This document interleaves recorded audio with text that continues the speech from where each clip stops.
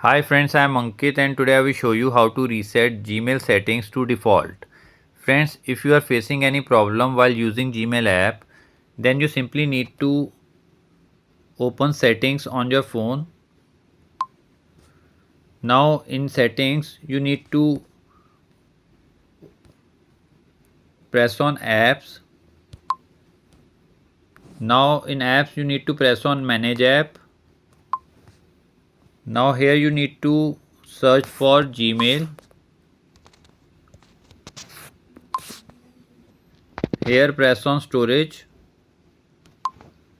Now in bottom you will find the option to clear data.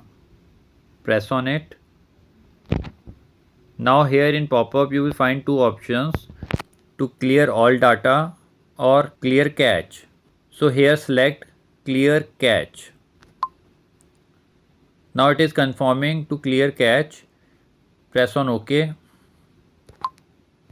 Now you have delete all the cache file of your Gmail account.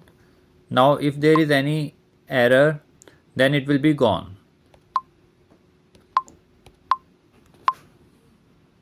Now as you can see, my Gmail app is working properly.